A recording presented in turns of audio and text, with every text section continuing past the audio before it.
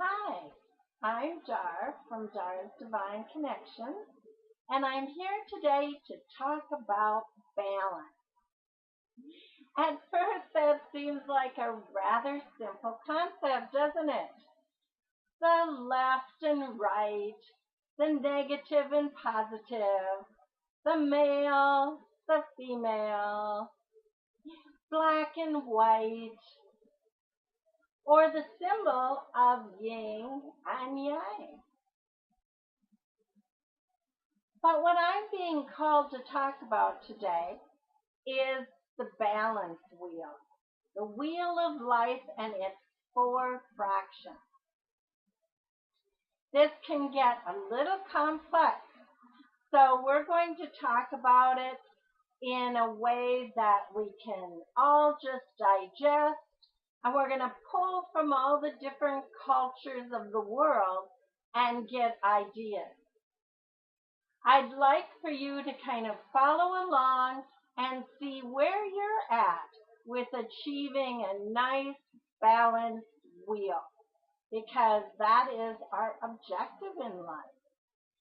So we need the physical, the mental, the emotional, and the spiritual balance.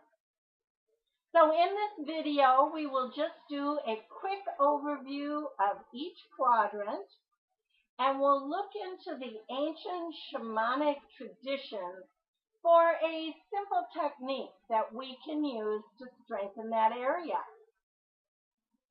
In my one-on-one coaching, we go into what's called a deep dive of each of the quadrants, and we assess where you're at with your balancing of your wheel. But let's just look at it together as a whole. So consider standing in the middle of the wheel of well-being. And consider what areas you might be strongest in. Whether it's the visionary spiritual wheel, whether it's the warrior in the physical, whether it's the healer in the emotional, or whether it's the teacher in the area of mental mental acuity. What area do you feel strongest in? Now let's look at them again. What area do you feel the weakest in?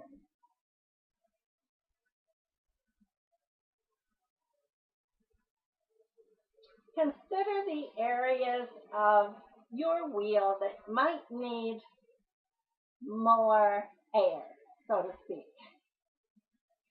So let's consider standing in the middle of well-being and just for a minute picture what that might be like to be in the middle and to feel well-being.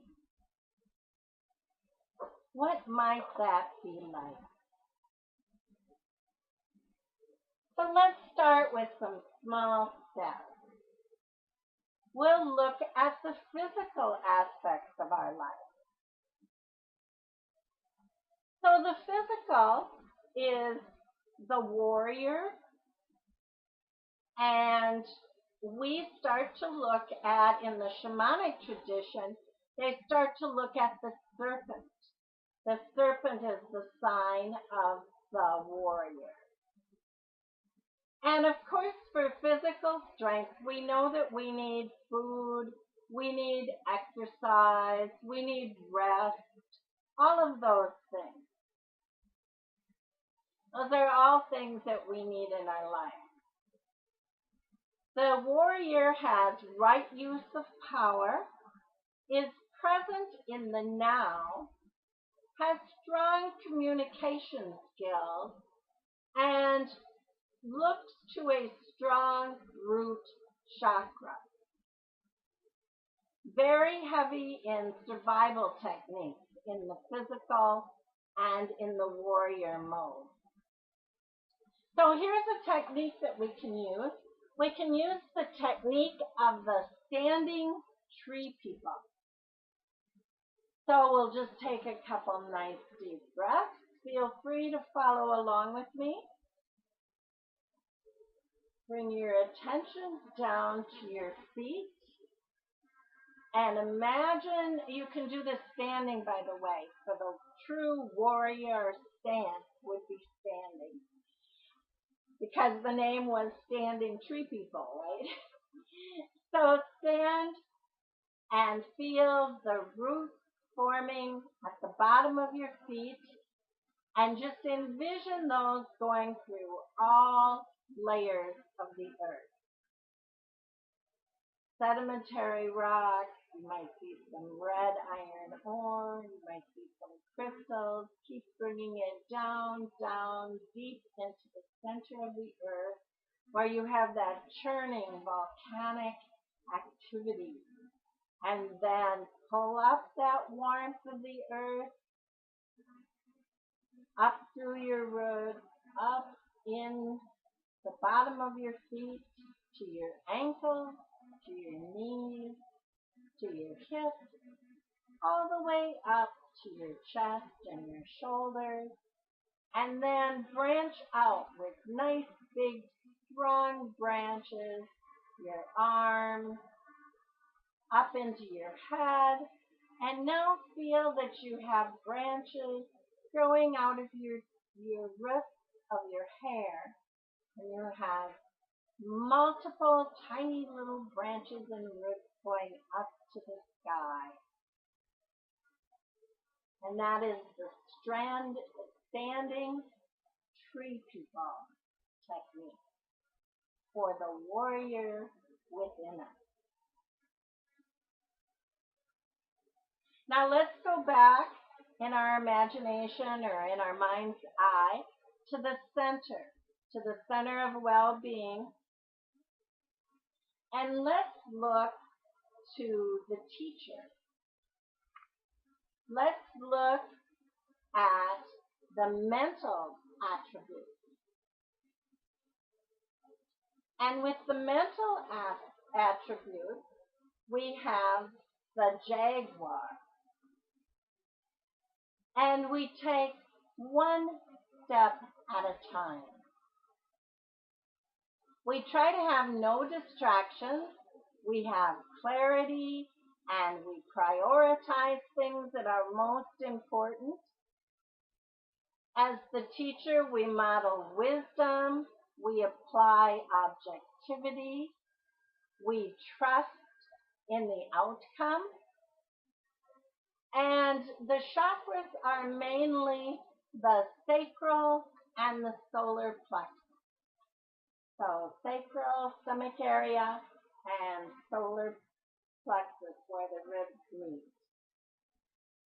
There's an old Cuban proverb that says, every head is a world in itself. So this definitely goes with the teacher within us. So the technique recommended with the shamanistic teaching is seated. So the warrior was standing, the teacher is seated, and we're just going to envision that we're seated on the shore and we're hearing the waves come in.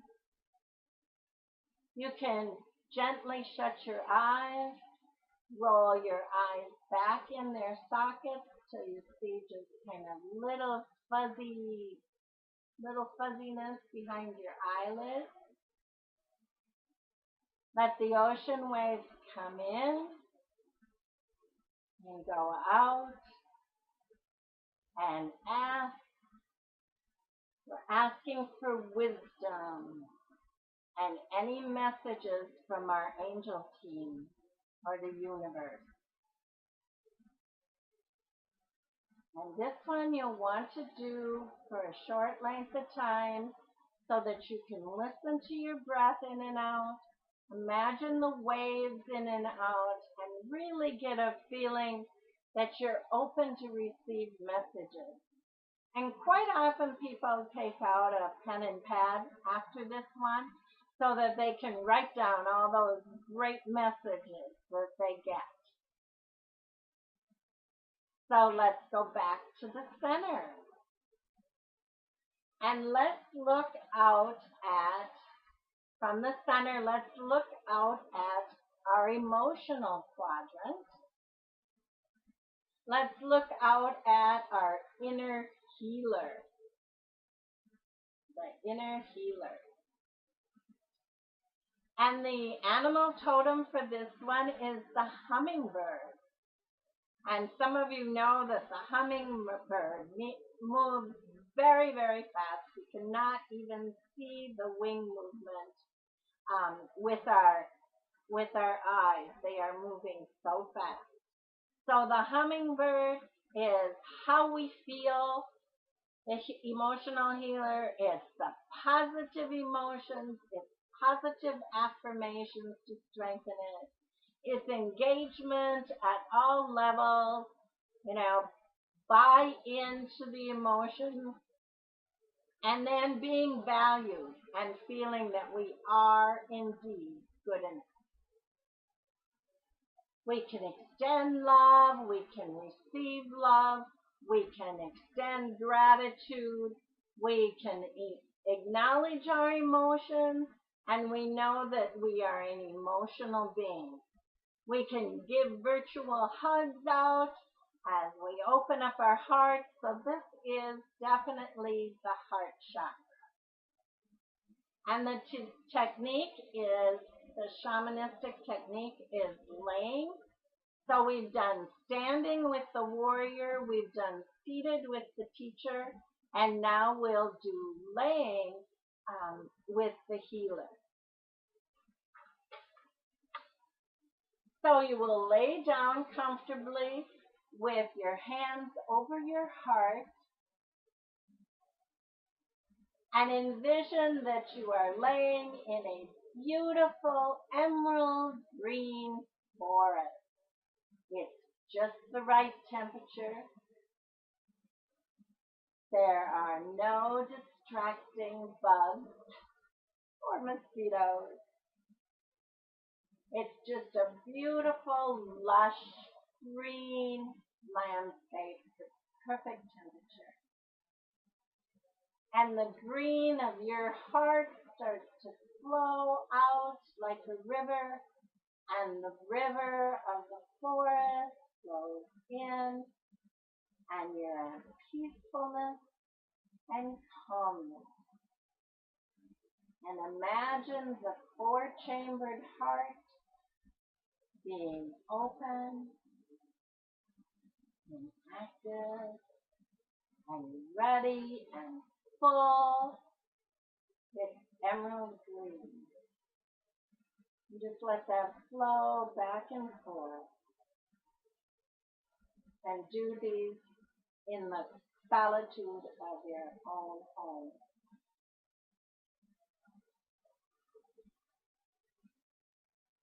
Returning back to the center, let's look at the final quadrant of the chart. And that one is your visionary and the spiritual quadrant. And in this quadrant, the animal totem is the ego. And we have a sense of purpose, deep value, need to matter and count for something. Very authentic, truth seeker and truth speaker, speaking your truth. Using inner vision, creativity, honoring dreams, all those upper chakras, all those blue of the throat, the deep midnight blue of the third eye, and the lavenders and the purples and the amethysts of the crown. So the technique for the visionary is walking in nature. And many of you have heard of the vision quest. And so different cultures will go on a journey or a vision quest to become an adult or to seek enlightenment. In our day and age, walking out in nature and listening to the sounds will help.